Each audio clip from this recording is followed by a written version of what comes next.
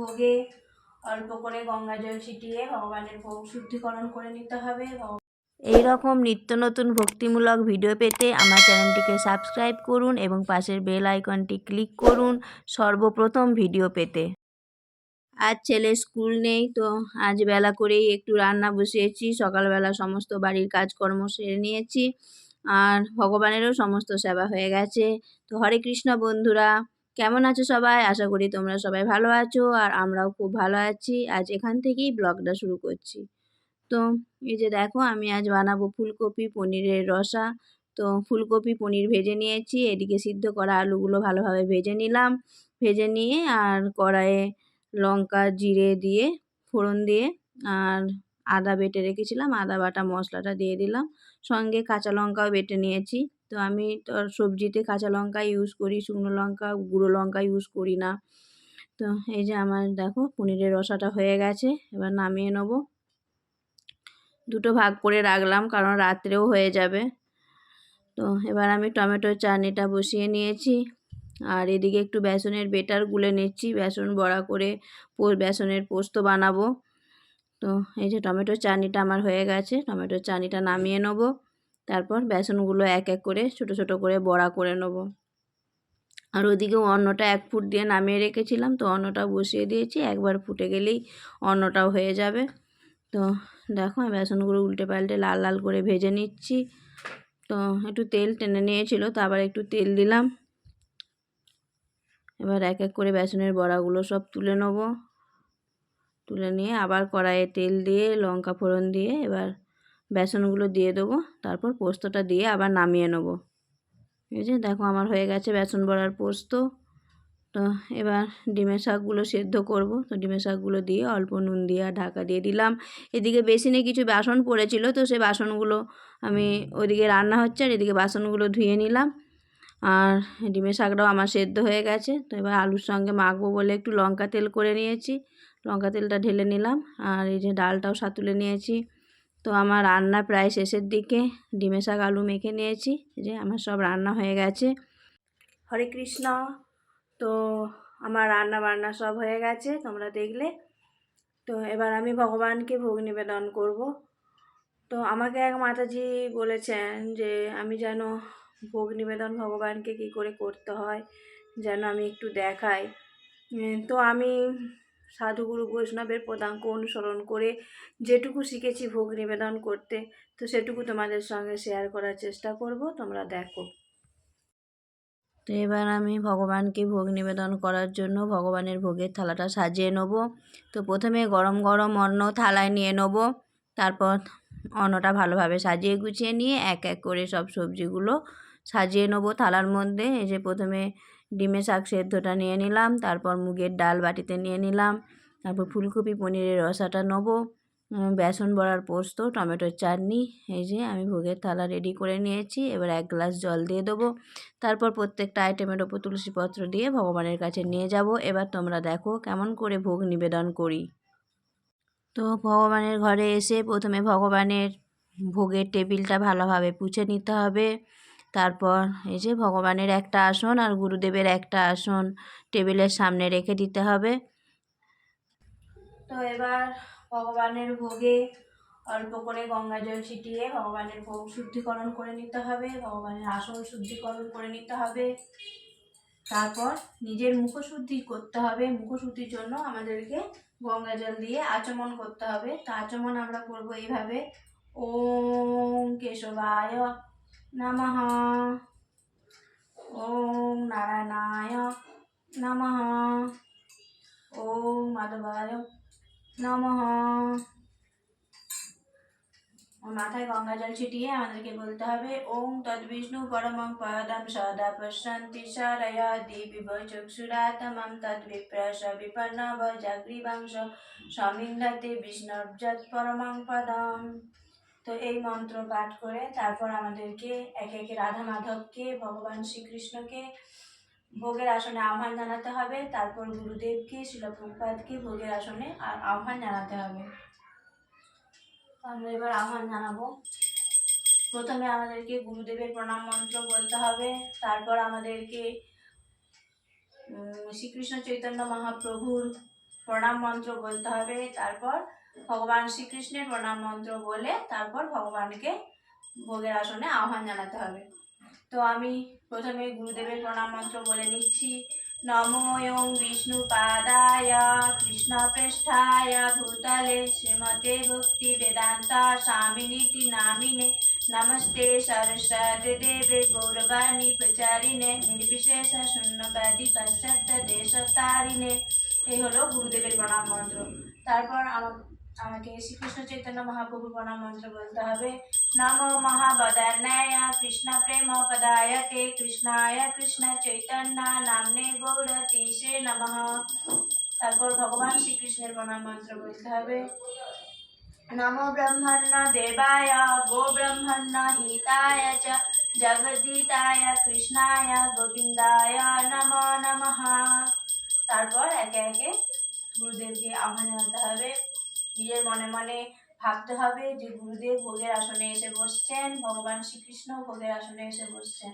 তা আমাদেরকে বলতে হবে, হে গুরুদেব ভোগের আসনে এসে বসুন, হে ভগবান শ্রীকৃষ্ণ ভোগের আসনে এসে বসুন, এই বলে আমাদেরকে মনে মনে চিন্তা করতে হবে।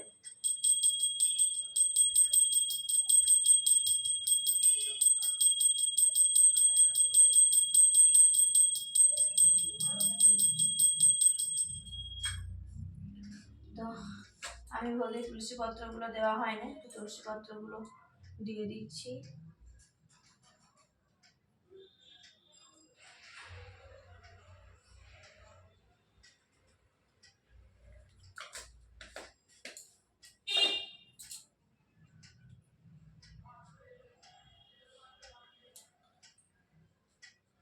এবার গুরুদেবকে আর রাধা মাধবকে হাত মুখ ধুয়ে নিতে হবে। তো এর মন্ত্র আছে, তো মন্ত্র না বলেও আমরা হরে কৃষ্ণ মহামন্ত্র বলে এটা করতে পারি।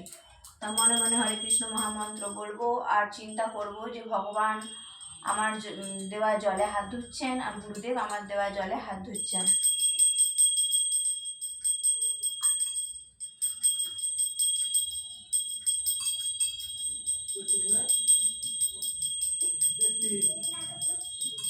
দেব আপনি আমার ভুলটি ক্ষমা করে ভগবানকে ভোগ নিবেদন করে দিন। কারণ আমরা তো ভগবানকে ভোগ নিবেদনে আমরা অক্ষম, আমরা পারি না ভগবানকে ভোগ নিবেদন করতে।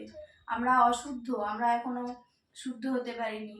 তো একমাত্র গুরুদেবই পারেন ভগবানকে শুদ্ধাচারে আমাদের ভুল ত্রুটি ক্ষমা করে ভগবানকে ভোগ নিবেদন করতে। তাই আমাদেরকে গুরুদেবকে বলতে হবে, হে গুরুদেব আপনি আমার ভুল ত্রুটি ক্ষমা করে শুদ্ধাচারে ভগবানকে ভোগ নিবেদন করুন। তারপর ভগবানকে ভোগ গ্রহণের জন্য আহ্বান করতে হবে, ভগবান যেন ভোগ গ্রহণ করে। তো আমি গুরুদেবকে জানাবো মনে মনে,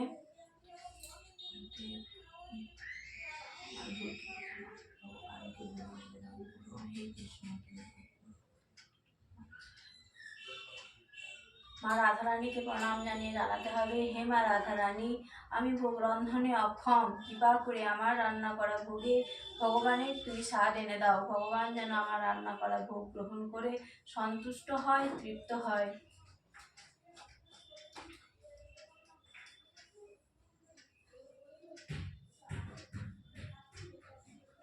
হে গোপীনাথ, হে কৃষ্ণ ভোগ গ্রহণ করো। কৃষ্ণ কৃষ্ণ রাম রাম রাম হরে। তারপর 3 বার হরে কৃষ্ণ মহামন্ত্র বলতে হবে। হরে কৃষ্ণ রাম রাম রাম রাম কৃষ্ণ রাম রাম রাম কৃষ্ণ রাম রাম রাম হরে হরে কৃষ্ণ ভোগ গ্রহণ করো। এবার মনে মনে ভাবতে হবে যে কৃষ্ণ ভোগ গ্রহণ করা শুরু করেছে। তারপর আমাকে প্রণাম জানিয়ে ভগবানকে প্রণাম জানিয়ে গেট থেকে বেরিয়ে যেতে হবে।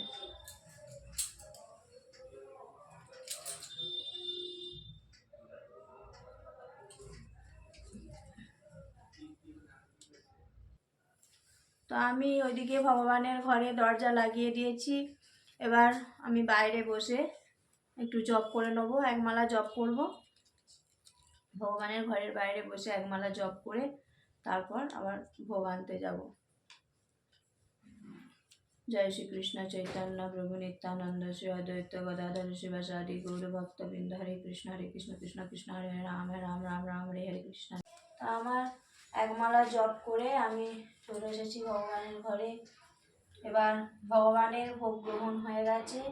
এবার ভগবানের ভোগ গ্রহণের পর একে একে মা রাধারানীকে, ভগবানের পার্শ্বদগণকে, মহাদেব, গুরুদেব, শিলা প্রভুপাদকে জানাতে হবে ভোগ গ্রহণ করার জন্য, প্রসাদ গ্রহণ করার জন্য।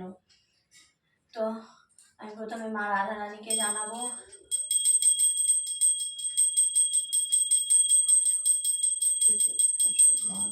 প্রসাদ গ্রহণ করো কৃষ্ণ রাম রাম রাম হে মহাদেব, প্রসাদ গ্রহণ করো হে গুরুদেব, গুরু পরম্পরা সর্বস্বামী শিলা প্রভুপাদ, প্রসাদ গ্রহণ করুন হরে কৃষ্ণ রাম রাম রাম হরে কৃষ্ণ রাম রাম রাম। মনে মনে চিন্তা করতে হবে যে গুরুদেব প্রসাদ গ্রহণ করছেন।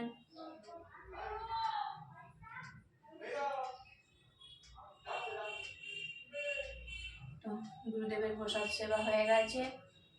তো এবার আমরা পাবো মহাপ্রসাদ। তো রাধা মাধব যখন ভোগ গ্রহণ করে, ভগবান শ্রীকৃষ্ণ যখন ভোগ গ্রহণ করেন, সেটা হয়ে যায় প্রসাদ। আর সেই প্রসাদ যখন ভগবানের পার্ষদগণ, দেবাদিদেব মহাদেব, গুরুদেব গ্রহণ করেন, তখন সেই প্রসাদ হয়ে যায় মহাপ্রসাদ। এবার আমরা গ্রহণ করব মহাপ্রসাদ। হরে কৃষ্ণ। তো এবার একে একে রাধা মাধবের পার্ষদগণের, দেবাদিদেব মহাদেবের আর গুরুদেবের হাত মুখ ধুয়ে দিতে হবে, তারপর হাত মুখ পুছিয়ে দিতে হবে। তো মনে মনে চিন্তা করতে হবে যে রাধা মাধব, গুরুদেব, পার্ষদগণ হাত মুখ ধুচ্ছেন, পা ধুচ্ছেন।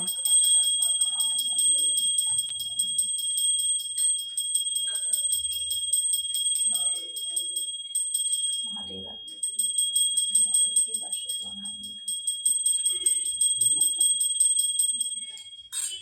এরপর একে একে রাধা মাধবের হাত মুখ পা পুছিয়ে দিতে হবে। এইভাবে ধরে চিন্তা করতে হবে যে রাধা মাধব হাত মুখ পা পুছছেন। গুরুদেবের দিকে রুমালটা দেখিয়ে চিন্তা করতে হবে যে গুরুদেব হাত মুখ পা পুছছেন।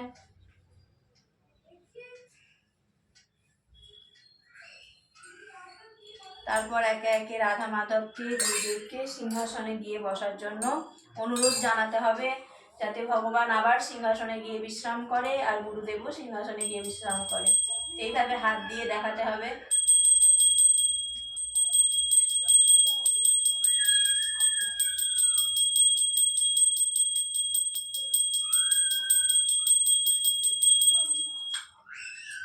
তো আমার ভোগ নিবেদন হয়ে গেছে। তো ভোগ নিবেদনের পর আমরা এখানে প্রসাদ পাওয়া শুরু করে দিয়েছি তিনজনে মিলে। প্রসাদের স্বাদ হয়েছে খুব অমৃত।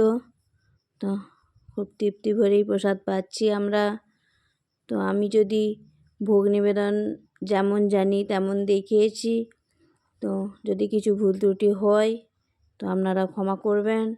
আজকের ব্লগ এ পর্যন্তই, দেখা হবে পরের একটি নতুন ব্লগে। ততক্ষণ সবাই সুস্থ থেকো, ভালো থেকো। হরে কৃষ্ণ। শ্রীল প্রভুপাদ কি জয়। হরি বল।